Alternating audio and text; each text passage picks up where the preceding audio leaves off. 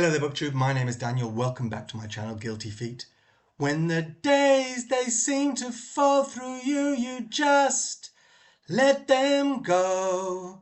I've got no rhythm. Today I'm going to do a book review, another one of the long-listed books for this year's 2025 Booker Prize, and I'm going to talk about Universality by Natasha Brown, a book I picked up in, I think, at Oxfam charity shop on the Portobello Road last week, and I paid £10 for it. It's a signed copy. Cover price was £14.99. I read Natasha Brown's earlier, this is better, this was under 100 pages assembly, and I quite enjoyed that. I also read in hardback. Annoyingly, these are two different size hardbacks. First one published by Hodder Houghton, I don't know how you pronounce it, and this is published in the UK by Faber and Faber. I don't know how that works. This was a very successful first novel, at least generating publicity, and yet somehow she's moved publisher. I'm interested. I don't know enough about that kind of backstory, but how people get poached and who writes for who. But a lot of assembly is about that kind of milieu, and we'll talk about it a little bit. I'd read some less than flattering reviews. It was a terrible shiny thing. There's a gold brick on the cover, which is an integral part of the plot. I'd read some less than flattering reviews of Universality, considered a poorer follow-up to Assembly by some, and I might not have picked it up again. I found it, it's not so cheap, but it was cheaper than it was going to cost me to buy it new, and I just thought I'd go for it just because I like the idea of having read first two novels, and I could follow this author through a career. And I was really pleasantly surprised by Universality, and I liked it. I think it may be in many ways opaque to a non-UK audience, and I think it's very specific even within the UK. I think it's sort of very inside a certain world in the UK that I won't say for a minute that I know something about, but I was adjacent to it at some point in my life, and it's a world that I'm interested in, and this is very inside that, and it's the scene of writing, freelancing journalists that crosses over into the sort of bookish crowd, and this young, mostly white world, even today, of sort of middle class, but middle and upper middle class, because they're doing a lot of time working for not enough money, and it just attracts a certain kind of people, and that's the world we're in. And the book starts with what is represented as a long form essay that originally published in a magazine that has somehow gone viral. So that's the first story we're told. We don't know the name of the journalist, but an essay about incidents happened, and then an investigation into all the different players that participated or might have participated, and the reasons behind, the motivations behind what happened. And this story is told in the first 50 pages of this 160-page book. That's we get the entire story. But if you read long form essays, and I do, this is a familiar setup. This one's interviewed, then this one's interviewed, and then that's revealed, and you go back and get the reaction from this one, and you're left with more questions than answers. It's not supposed to be resolved. It's not a whodunit. It's a why done it. And that's very much a form of essay, of sort of journalistic writing, and I'm using air quotes because is this really journalism if you insert yourself into the story, and if you come with a point of view, or you come trying to make a point of view? Is that really journalism? Well, that's part of what this book is here to discuss. It's also a satire, because this long form essay is playing on tropes of essays and of the kind of writing, and the personalities within the essays are sort of tropey and familiar, and amusing without necessarily knowing that they're amusing. And this is all, the kind of essays, if you've read any UK long form journalism of the last 30-40 years, then some of this will be recognizable. There are characters, within this essay, one of the characters is herself a writer, and her name is Miriam Leonard, and she goes by the name Lenny. Everyone calls her Lenny, as it's a sort of overly familiar Lenny Leonard, and Lenny is a great writer, and Lenny is of a certain age and has a certain venerability, and is taken seriously. But in this first essay that was supposedly published in the magazine, she's a character. Lenny is somehow involved in the drama in which this gold brick is involved. So a little satirical, a little cartoony, some of the characters, and we get this 50-page essay, and then that finishes. And the next chapter we switch POV, and now we are following the person who it turns out was the author of that essay, a young freelance writer called Hannah, who making a living, barely scraping by as a freelance writer, and has sort of been dropped by a lot of her more successful, or not, their friends don't have to be more successful, they just don't need to work as hard as Hannah has had to. And she's been sort of isolated in this friend group, and this story that we've just read falls into her lap, and this is the aftermath of that. She's being welcomed back into the friend group, and she's making a dinner, and she's a bit awkward and feels a bit inadequate, and in some ways maybe she is, and she's not sort of fully formed, and yet she managed to produce this great story which has been a huge hit, and everyone is kind of envious of her that she's been able to fight her way back into relevance, and we get her story. Then after that section we pull away again into another area, one of the again characters from the original story, a guy called Richard Spencer, in whose holiday home in the north of England the incident took place with the gold bar, and he's a American sort of Wall Street bro. He's a finance guy who's made more money than he knows what to do with, hence the purchase of a gold brick, or is it a gold brick? And we're supposed to feel a bit superior to him, even though he's fantastically wealthy and successful. He's a bit of a douche, and all these sort of young urban writers, sort of what do they call the Primrose Hill set that Hannah is being allowed back into, sort of look down on Richard Spencer. He's a bit of a joke, even though he's made all this money, even though the whole thing takes place in his holiday home, and yet then we find Richard's backstory. He's actually a working class kid who's made all this money. So do we feel bad about him, this finance bro worth millions, or these poor little rich white kids who just like to write about everyone, like to be snobby about everybody, but they've always been privileged? And this is a book about class. It's a satire about British society. Again, another reason why I think this may be a struggle in America, where before class you have race overlaid everything. This is a very British sensibility, which is much more about class than race. Assembly was more about race. Assembly was told from a point of view of a black character moving in white British society. In this, unless I missed it, I don't think. Okay, now I'm feeling stupid. I'm not sure if any of the characters were coded as non-white, unless I completely went over my head. I don't think Hannah was. I don't know. Natasha Brown is a woman of colour, but I think here she's very cleverly and very smartly presenting a satire on class politics in the UK. So we have there's people running a commune and want to share everything, and they're all terribly privileged white folk who talk about equality but don't actually know any black people. There's this privileged set of sort of writers and artsy people who, if you're not making if you're not successful, you're out. If you go viral, you're back in. But they're really terribly snobby and privileged. There's the prejudice against this guy who's made all this money because he really comes from a working class background, but the money doesn't save him from the embarrassment.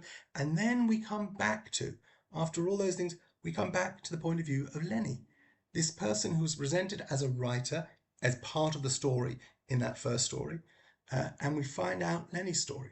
And Lenny's connection to this original story, the incident that took place in Richard's home, and the incident that was written up by Hannah in this amazing long-form non-fiction essay which has gone viral. And we find Lenny pulling the strings and manipulating people, and having been the instigator, and having, I don't want to spoil too much, but having a bigger part to play than perhaps we had realised. And Lenny is, I can't pinpoint the exact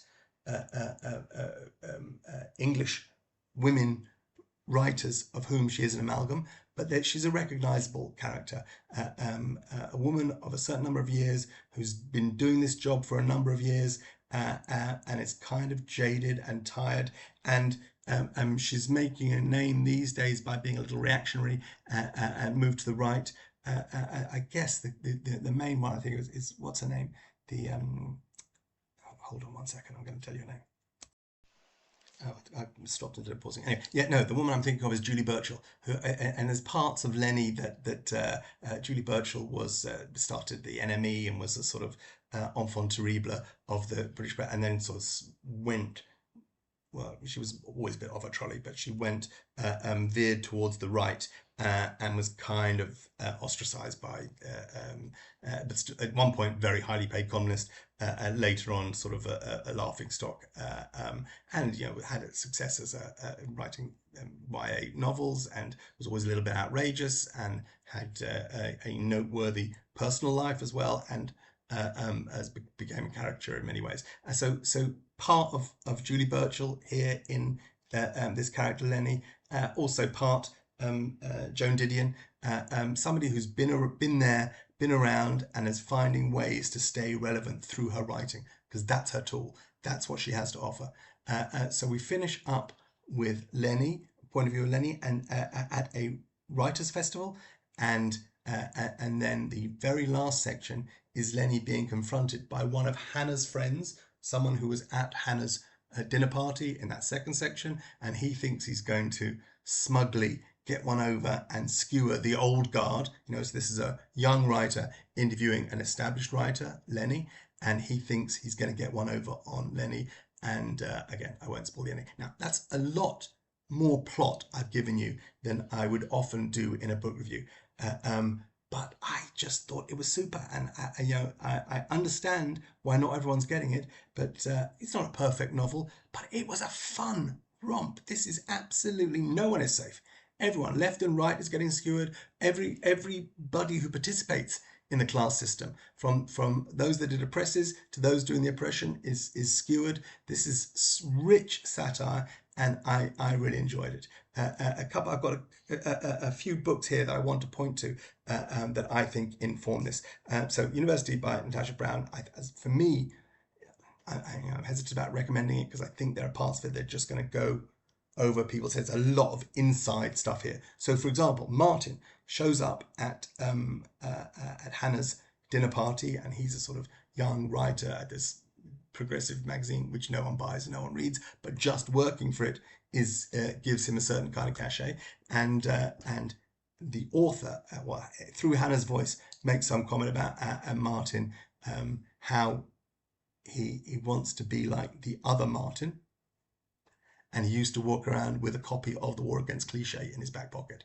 Now, again, there's no reason why anybody who doesn't know who the other Martin is and what The War Against Cliché is, they just miss that. And that's a key part of who Martin is, and that informs that final section when Martin goes up against Lenny. And if you aren't necessarily a person who knows who the other Martin is, or has read The War Against Cliché, which is a book by one of the greatest writers of his generation, essays and journalism that he wrote, you might miss this whole thing. Very inside, Martin is named because of Martin Amos.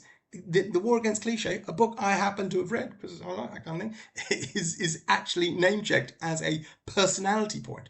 I think that would have gone. It's very. It's inside. There's another joke which I think is telegraphed too much. Where someone says something, there's a dalliance, and the guy who's been cheated on says, well, we were on a break.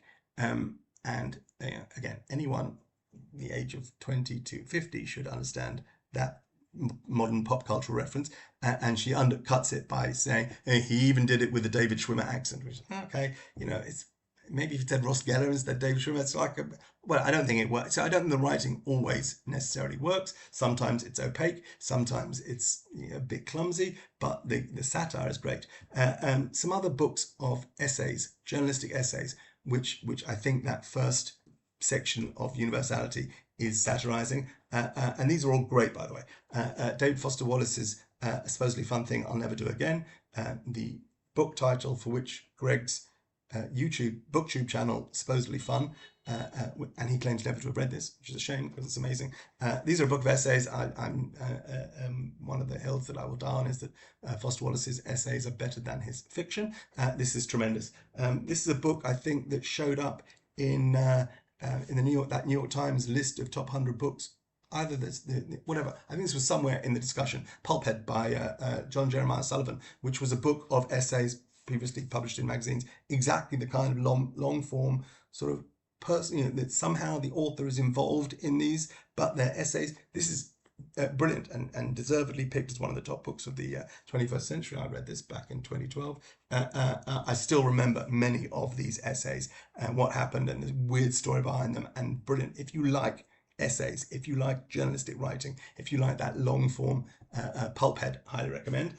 Of course, the Grand Dame, I've got a couple of collections of Joan Didion's, I think the two earliest collections, so Slouching Towards Bethlehem and the White Album. These totally stand up. I mean, this is a culture from which I am far, far removed. A time, at least, she's writing these in the early 60s, even before I was born, and I'm pretty old. And they're tremendous, and the writing totally stands up. And if you have any love of non-fiction writing, journalism, long-form essays, then really recommend those. This is something I picked up. I did not know this writer while she was alive, and she died tragically young. And this Sceptre published this collection of essays called Pandora's Handbook by a writer called Elizabeth Young, who, as I say, died, I think, tragically in her 20s. But before that had written a bunch of essays, and so I just wanted to show this because I'm guessing she's mostly forgotten. I read this 20 years ago, so I'm guessing she's almost completely forgotten, apart from probably her close friends. But this was a tremendous collection of essays. Another fabulous female writer, and again, these essays, Joanne Beard, The Boys of My Youth, just stunning, particularly famously, The Fourth State of Matter, an essay about a shooting that she lived adjacent to, and is just one of the great works, one of the great short essays of non-fiction, just genius. Joanne Beard, really, really recommend that. And as again, say, this is the kind of world that Natasha Brown is mocking, the drive of freelancers, what they have to do to make money, the kind of stuff they have to write. They just have to keep turning up and keep doing it and get commissioned to do things and investigate other things and be involved in things. It's a niche world that Ms. Brown may or may not be involved in. I know so far she's making a career for herself as a fiction writer. I don't know how much of these kind of essays that she's been commissioned to do and how much she's been in or adjacent to that world, but that's what she's writing about. That's what she's satirizing. I loved it. One last book that I want to mention, because it's if you know this book, then maybe this will give you some more context. Back to Martin Amos. This is his book, The Information, with this wonderfully disguised cover, but I promise you it is The Information. This was the book that Amos wrote after he switched agents and got he went to a more cutthroat agent. This is when the whole time that he fell out with Julian Barnes and his late wife, who I think had previously been his agent, and he went for the money and got paid big bucks. And this is a book about, again, inside this world of writers and London and media and the petty jealousies and the sort of insignificance of most of what they do, but it's given great significance because at some point it's made someone some money. The Information is a dark satire on that world, and I think the fact that Miss Brown is name-checking Martin Amos, I have no doubt that she's read this book. Very different in tone, but that's the world we're in. I really liked Universality. I maybe because I was set up to think that it wasn't going to be great, but I don't think it's perfect. I think it's going to appeal to a smaller section. I think it's going to read quite oddly to an American audience, or even an audience that just doesn't really care about London's media world. But I thought it was a lot of fun, a romp. Universality by Natasha Brown. Take care. God bless. Bye.